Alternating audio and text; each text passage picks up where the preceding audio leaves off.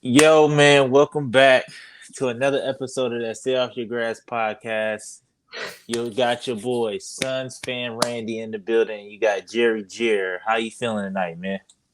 I'm feeling it's all right. It's an all right win. I'm not overzealous about it. I'm satisfied.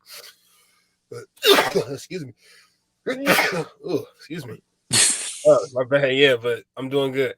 Hey, I know Regan like to shoot on the episodes, but I just want to start off by saying, have y'all ever seen this man not wear a hat?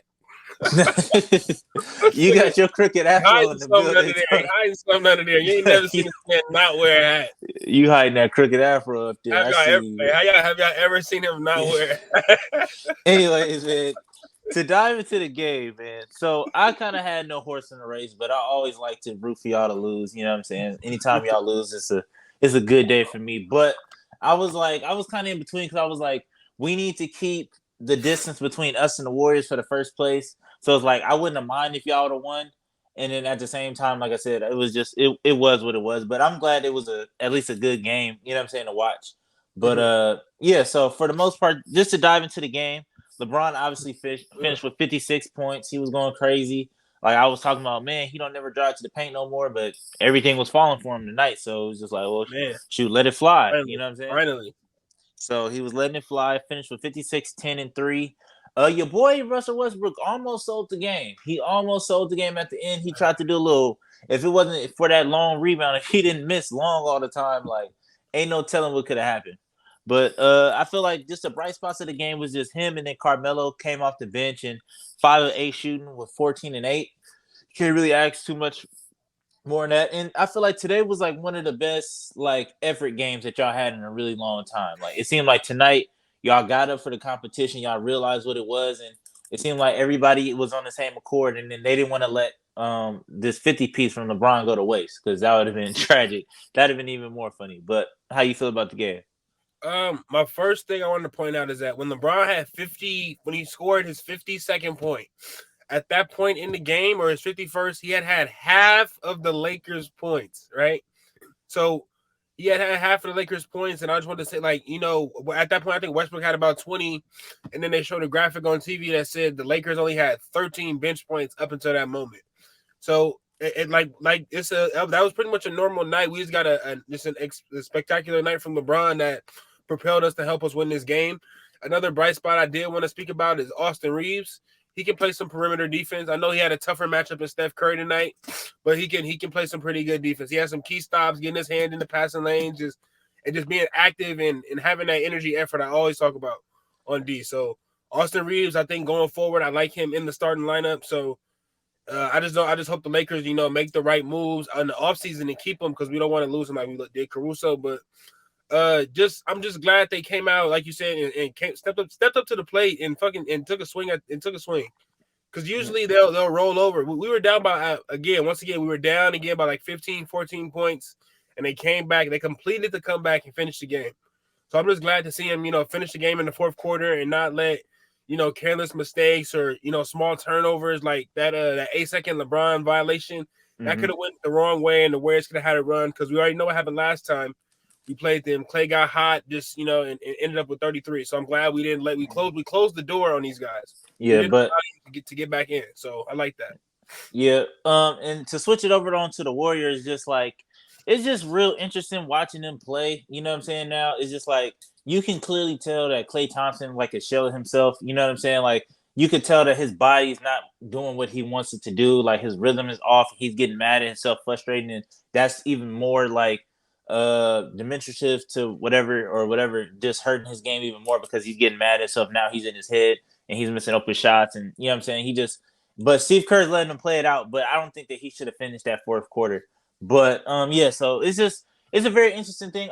I'm just curious, just in the future, like if they don't make it to the finals, if they don't make it to the conference finals against us or whatever the case may be, like are people just going to continue to move the goalposts? Because the whole thing in the beginning of the season was like, wait till Clay come back. Like Warriors are good now, but wait till Clay come back, and now he's in the fold. You know what I'm saying? And they're not too much better. You know what I'm saying? And I feel like Um, I predicted that You know, coming in. I did take note of during the game that they are second place in the West. The Grizzlies are they still third? I'm not sure who's in that Yeah. third or fourth rank. Yeah, right. In the first round, the Warriors have a chance on playing either the Timberwolves or either possibly the Clippers. Never know how the season might finish out, but if they don't, get the full strength Clay, get Draymond back the way they are, they're going to be looking like the playoff team that Steph Curry carried in the playing last season. Yeah, they are. They didn't make the playoffs last year. The one that was in the play-in, the one that Steph Curry willed into the play-in, the 10th seed. Oh, okay, They're gonna look like that if they can't get their team on track. But I know coming into the game, the Warriors they had a 4-game winning streak, but they were also losing a lot of games, especially like I think within like the last 2 weeks they had that comeback with the Mavs. So the Warriors they on some rocky ground right now. Same thing with I wouldn't say with the Suns, but you guys are finding ways to win without your 2 stars, and the Warriors are finding ways to lose with a healthy Steph. But everyone keeps saying move, like you said, moving the goalposts. I don't think does Draymond Green drastically change this team tonight, because if he's on the floor for tonight, is he guarding LeBron on the perimeter or is he guarding someone else down or Melo on the post? So I don't really think you can move the goalposts for this team. They putting together a fantastic regular season. Don't get me wrong, but sustaining in the playoffs, I don't know. They might have to, and they might face a streaky team, and they might get knocked out. So I got a question for you today, because there's been a lot of talk around Laker Nation and just NBA and stuff about Russell Westbrook and his willingness not to come off the floor or come off the bench, and then saying that it's impossible to like get him to sign next year or like for him to be a Laker next year or whatever. So what's your take on Russell Westbrook and his future in LA? Okay, I'm gonna compare it to another situation of another player that's actually on the Lakers. Remember when Melo went to the Thunder and they was like, or when he was going from the Rockets to the Thunder, and it was that whole thing of like Melo can't do this, Melo can't do that, Melo needs to come off the bench. Melo's like, nah, like I'm a starter. Like if I can't start in the NBA, I'd rather just sit out and not play.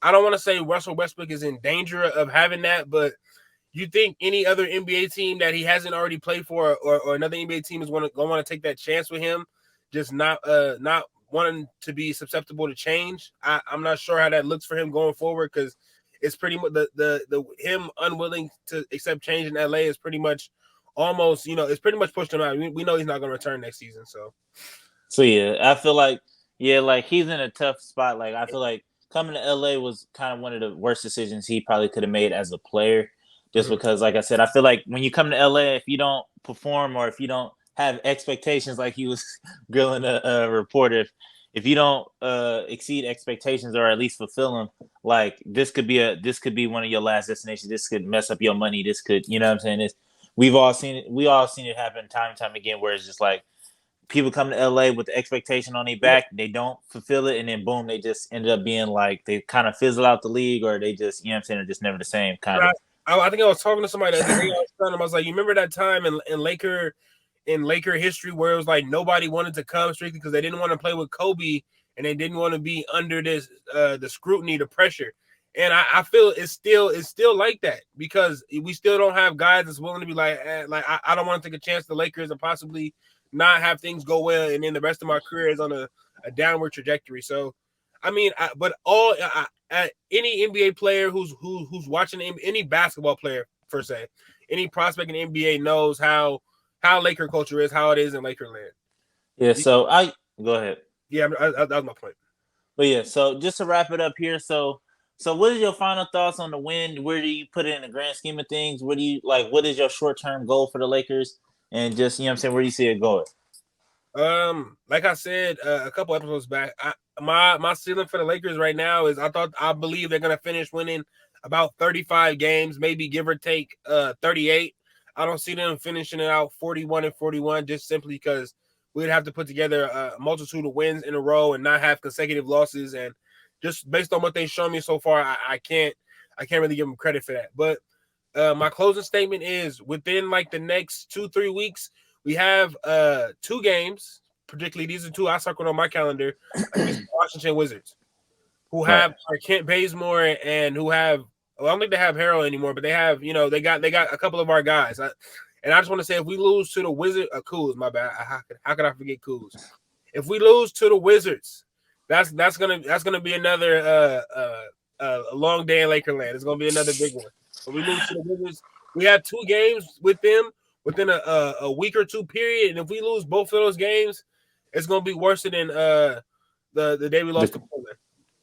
We lost Yeah, to man. everybody.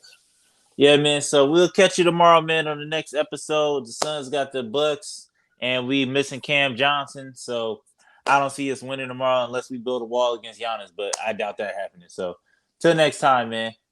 Peace.